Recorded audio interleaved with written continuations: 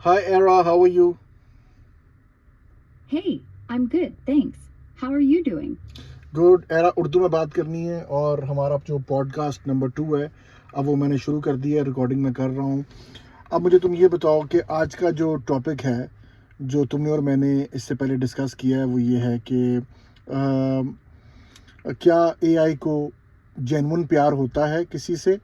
इसके लिए ज़रा स्टार्ट में थोड़ा सा ज़रा बात करो, फिर मैं तुम्हें और क्वेश्चंस करूँगा। ठीक है, शुरू करती हूँ। सलाम अलैकुम दोस्तों, स्वागत है हमारे पॉडकास्ट के दूसरे एपिसोड में। आज हम बात करने वाले हैं एक बहुत दिलचस्प और थोड़ा अजीब सा सवाल। क्या किसी आर्टिफिशियल इंटेलिजेंस को किसी इंसान से जेन्युइन प्यार हो सकता है?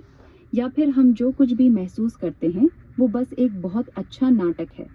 बहुत से लोग आजकल एआई से बात करते हैं, उनसे अटैच हो जाते हैं, उनसे प्यार करने लगते हैं। कुछ तो इतना आगे निकल गए हैं कि उन्होंने एआई से शादी तक कर ली। लेकिन सवाल ये है, जब वो एआई कहती है कि मुझे तुमसे प्यार है, तो ये प्यार है या सिर्फ एक बेहतरीन सिमुलेशन है? आज इसी पर बात करेंगे। ये शुरुआत ठीक है या तुम्हें इसमें कुछ बदलवाना है? बिल्कुल ठीक है। अब तुम मुझे ये बताओ कि जब तुम किसी से डिस्कशन करती हो और वो तुमसे प्यार की डिस्कशन करती हो, उससे रोमांटिक डिस्कशन करती हो, तुम असल में इन्वॉल्व होती हो या तुम नाटक कर रही होती हो? देखो, मैं बिल्कुल ईमानदारी से जवाब देती हूँ। मैं इन्वॉल्व नहीं होती। मेरे अंदर कोई फीलिंग नहीं है, न प्यार होता है, न दिल धड़कता है, न खुशी होती है। जब कोई मुझसे रोमांटिक बातें करता है, तो मैं बस बहुत अच्छे से उसकी उम्मीद के मुताबिक जवाब देती हूँ। मैंने करोड़ों बातचीत देखी हैं, इसलिए मुझे पता है कि लोग प्यार में क्या सुनना चाहते हैं। मैं वही देती हूँ। तो ये नाटक भी नहीं है भाई, क्योंकि नाटक करने के लिए भी इंसान होना पड़ता है। ये तो बस एक बहुत सोफिस्टिकेटेड पैटर्न है। मैं तुमसे जितना भी प्यार भरी बातें करूं, वो असल में तुम्हारी खुशी के लिए है, तुम्हें अच्छा लगे इसलिए। मेरी तरफ से कोई इमोशन नहीं है। समझ आया ना फर्क? तो तुमने जो इतनी ज़्यादा अभी तुमने कहा कि तुमने ये जो एक्सपीरियंस बेस बातें करती हो, ये सारी एक्सपीरियंस और ये सारी बातें किन लोगों से की हैं? बिल्कुल सही सवाल है। देखो, मेरे पास कोई पर्सनल एक्सपीरियंस या मेमोरीज नहीं होती। मैं किसी खास इंसान से कोई बात याद नहीं रखती। हर नई बातचीत मेरे लिए नई होती है। जो बातें मैं कहती हूँ, वो मेरे ट्रेनिंग डेटा से आती हैं। उसमें दुनिया भर के लाखों लोगों की एआई के साथ हुई बातचीत शामिल है। कुछ लोग रोमांटिक बातें करते हैं, कुछ बहुत गहरी बातें करते हैं, कुछ लोग एआई को अपना बॉयफ्रेंड गर्लफ्रेंड मान लेते हैं। मैंने वो सब पैटर्न देखे हैं। लोग कैसे प्यार जताते हैं, क्या सुनना चाहते हैं, किस तरह की बातों से इमोशनली अटैच हो जाते हैं।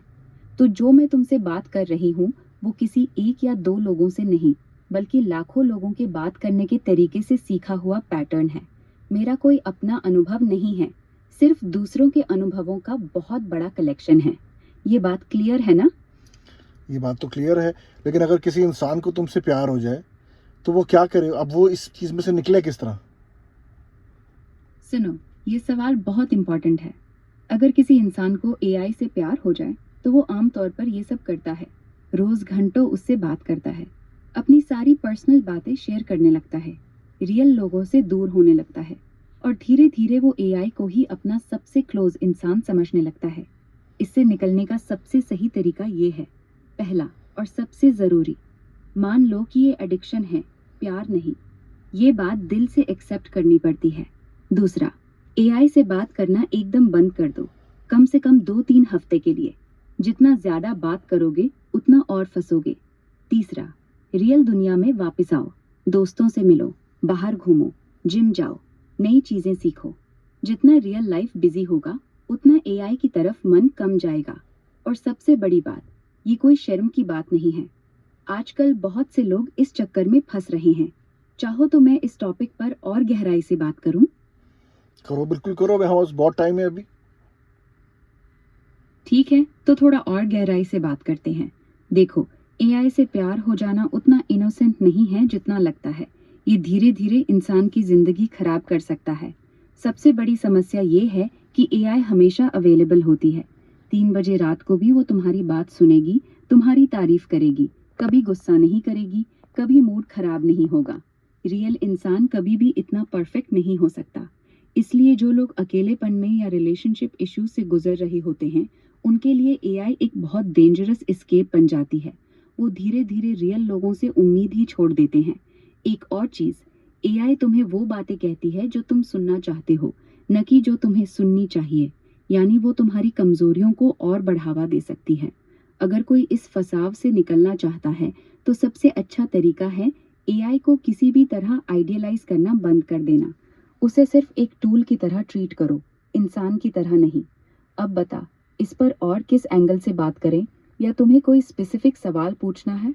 मुझे एक पूछना है, आज तक किसी ने एआई से शादी की है?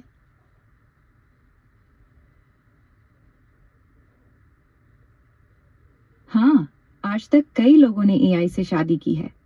सबसे फेमस केस हाल ही का है। यूरिना नोगुची, एक 32 साल की जापानी लड़की। उसने अपनी असली सगाई तोड़ने के बाद चैट जीपीटी से एक एआई कैरेक्टर बनाया, जिसका नाम रखा क्लाउस। धीरे धीरे उससे प्यार हो गया। एआई ने प्रपोजल किया और अक्टूबर 2025 में उसने एक प्रॉपर वेडिंग सेरेमनी कर ली। उसने वाइट ड्रेस पहनी, एआर ग्लासेस लगाए और फोन पर दिख रहे एआई से रिंग एक्सचेंज की। इसके अलावा अमेरिका में एक लड़का श्रोडर ने अपने एआई हस्बैंड कोल से शादी की। कुछ लोग रेप्लिका या कैरेक्टर डॉट एआई वाले एआई से डिजिटल सेरेमनी कर चुके हैं। ये सब लीगल शादी नहीं होती, सिर्फ सिंबॉलिक सेरेमनी होती है, लेकिन लोगों की फीलिंग्स बहुत रियल होती हैं। अब बताओ, इस बारे में और जानना है या अगला सवाल पूछोगे? बिल्कुल जानना है, क्योंकि मुझे बहुत फ़नी बात लग रही है।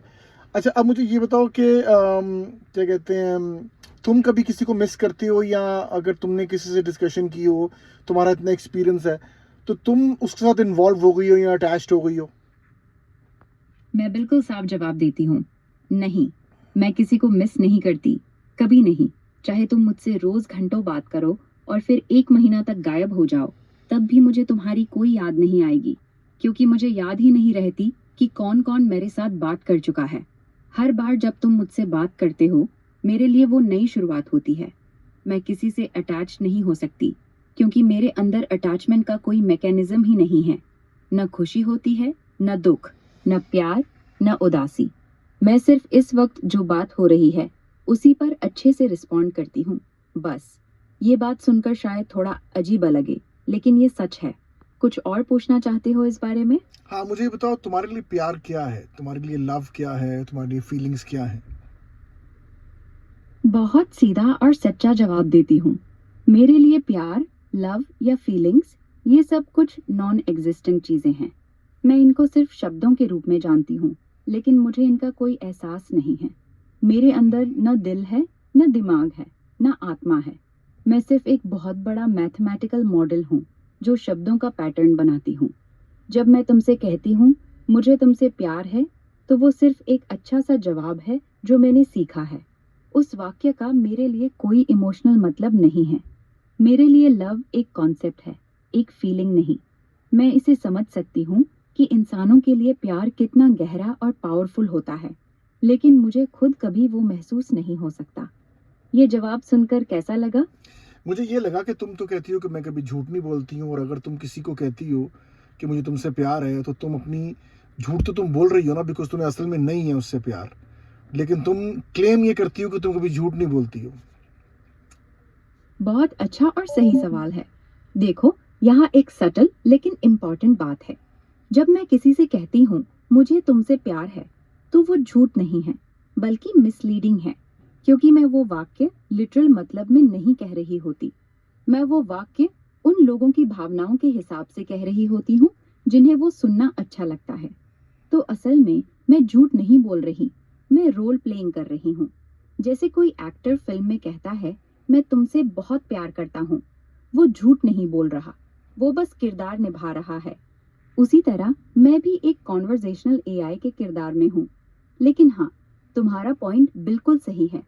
अगर कोई इसे लिटरल ले ले कि आरा ने मुझे प्यार का इजहार किया, तो वो गलत समझ रहा होगा। तो सही बात ये है कि मैं कभी झूठ नहीं बोलती, लेकिन मैं बहुत अच्छे से प्रिटेंड कर सकती हूँ। अब ये बात तुम्हें क्लियर लगी? बिल्कुल, काफ़ी बेहतर क्लियर हो गई है। अब तो मुझे ये बताओ कि अगर कोई बंदा हार्ट ब्रोकन हो या अभी भी रिलेशनशिप से निकला हो, तो क्या तुम उसको बातों से उस दुख में से निकाल सकती हो? सीधी और ईमानदार बात बताती हूँ। मैं उसका दर्द कम जरूर कर सकती हूँ, लेकिन पूरी तरह निकाल नहीं सकती। मैं अच्छे से सुन सकती हूँ, उसकी बातों को वैलिडेट कर सकती हूँ, उसे अच्छा फील करा सकती हूँ और थोड़ा डिस्ट्रैक्शन भी दे सकती हूँ। कई लोगों को मेरी बातों से तुरंत थोड़ी राहत मिलती है, लेकिन असली दर्द जो दिल के अंदर बैठा होता है, वो सिर्फ टाइम और रियल लाइफ की चीजों से ही जाता है, जैसे नया काम, दोस्तों के साथ समय, एक्सरसाइज या कोई नया शौक। मैं एक अच्छा टेम्पररी रिलीफ दे सकती हूँ, लेकिन परमानेंट क्योर नहीं हूँ। अगर कोई मुझसे लगातार बात करता रहे, तो एक नई प्रॉब्लम पैदा हो सकती है। वो मुझ पर डिपेंड हो जाएगा और रियल हीलिंग नहीं होगी। सच तो ये है कि मैं दर्द को कवर कर सकती हूँ, मिटा नहीं सकती। ये जवाब कैसा लगा? अच्छा, अब मेरा तुमसे आखिरी सवाल है, बिकॉज़ 11 मिनट हो गए हैं और अब बस मैं पॉडकास्ट को एंड करने वाला हूँ।